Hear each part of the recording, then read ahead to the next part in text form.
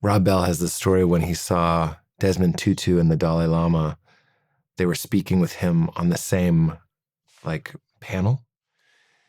And so Desmond Tutu's walking up to Dalai Lama and he's like, what are these two holy people going to do? Like, they're friends. What are they going to do? And they got right up to each other and he's like, oh, they're going to hug. And they didn't hug. They started tickling each other. And that's what I think comedy can do is just, we can get real close and just tickle each other and create a space together where we're, I don't want to say in agreement, but we're all having the same experience. We're all laughing the same direction is a really powerful thing. People like doing projects together. It's one of the things that I think AI will be challenging because it's not actually the result. We actually like doing things together. Like maybe AI in 6 months will be able to make this conversation and this video, but that's not the point. And the point wasn't the video. It wasn't just the video. It was me coming here and parking and coming in and drinking coffee and sitting with you. So comedy is similar. We're building a show together. The performer and the audience should merge into something called a show. So it shouldn't just be about my ego and, oh, I got you all to laugh. That's what makes a heckler so offensive, is because they're saying I'm not in the group. Fuck you. You've broken the spell. But when everybody gets together, and I'm not just saying this because we're on this show, I think there is something very unitive happening. It's like you become one entity.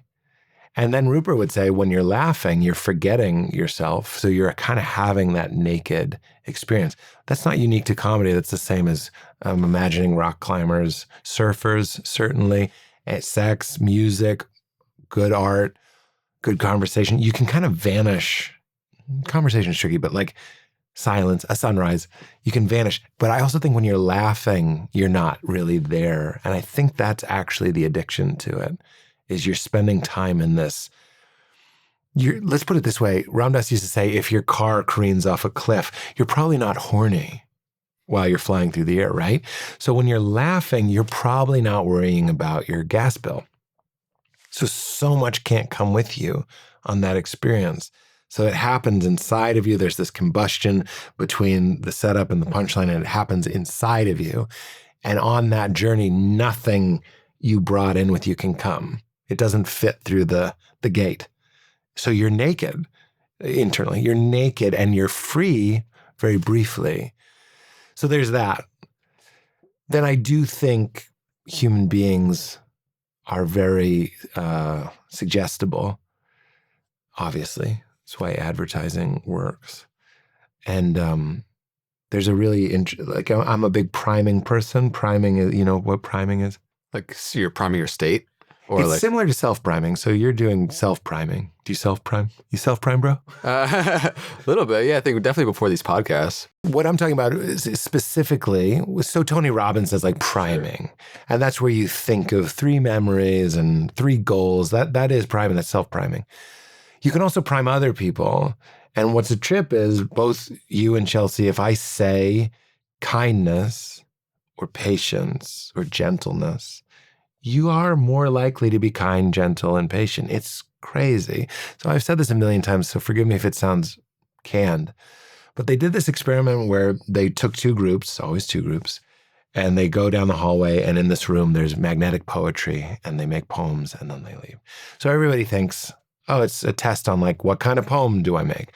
But it wasn't. All good science is a trick. The test was group 1 got a certain set of words and group 2 got a certain set of words. And what they were actually measuring was how quickly or how slowly you left the room, because a long hallway to the room. And the people that got the words rapid, swift, rushed, walked fast or faster than the people in the second group, which got words like lethargic, slow, thoughtful. They walk slower. That's priming. That's incredible. There's also another example that I like is this guy would come up to you in a park and he'd hand you his coffee because he needs to tie his shoe. Yeah. Do you know this one? Yeah. And then he'd tie his shoe and then he'd take it back. And sometimes the coffee was warm and sometimes the coffee was cold. And if the coffee was warm, they'd come up to the person 5 minutes later and say, tell me about that person. That's the test. And they didn't even know they were being studied. And if the coffee was warm, they would say, he seemed like a warm person. He seemed like a nice guy. And if it was cold, they were like, I don't know, he seemed kind of cold. It was the coffee. That's also a type of priming. So as much as I will defend comedians, not only right, but sort of it's our job to be wicked sometimes and say devilish things to delight people. I'm also aware that there's a real opportunity, let's say, to foster other types of energies. And even if it's just joy, it doesn't need to be preachy, like you should donate to this cause that I like. It could, or believe this thing that I believe, but it can just be gentleness, or it can be in an attitude that you have towards the audience, an openness of generosity. If somebody says like something and you're like, fuck you, that's a message. The big, powerful person that was under lights with a loud voice, so the alpha was attacked and he was cruel. Got it. That's a message. Or the alpha with the loud voice and the lights that was higher than everybody was patient. That's also, we don't need to like think about this or burden ourselves with these, but there is an opportunity to go like, we're so susceptible that we think a cup of coffee is a person. Well, maybe we should talk about, how it's fucking dumb to be mean to gay people or whatever it might be. That's an opportunity, not just in comedy. It's an opportunity in the next conversation you have. Mm.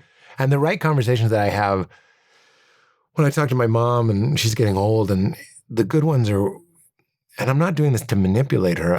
I'll call her and tell her how brave she is and how much I love her. But love is, I cherish you, or like proud of you, or you're important to me. I care about your well-being. These are spells that we cast on each other.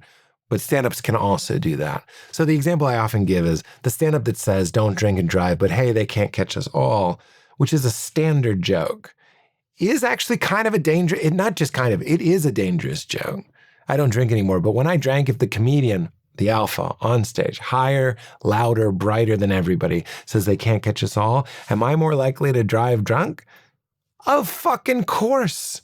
So let's not get paranoid. We can still be fun, but there is something going on where it's like I swear in my comedy, but I still think the comedy I do is beautiful, let's say. And then I'll see people that do clean comedy, meaning they don't swear, but the underlying message, and I'm not thinking of anybody in particular, by the way. For example, Nate Bargatze comes up if you say clean. I'm not talking about Nate. I love Nate. I'm not talking about anybody in particular. See somebody at the club, they're not swearing, but if you look at what they're saying underneath that, you're saying it's okay to hit women. Like I've seen this, like right under the surface. You didn't say fuck, shit, piss, but right there, you just said it's okay to hit women. Isn't that dirty? Or you can say a joke where you say all those words and the message is positive. Maybe bleep when I say It's a mystery what those words were. Leave a comment with your best guess. You'll get flagged on YouTube if you get it right. It's the end of both of our careers.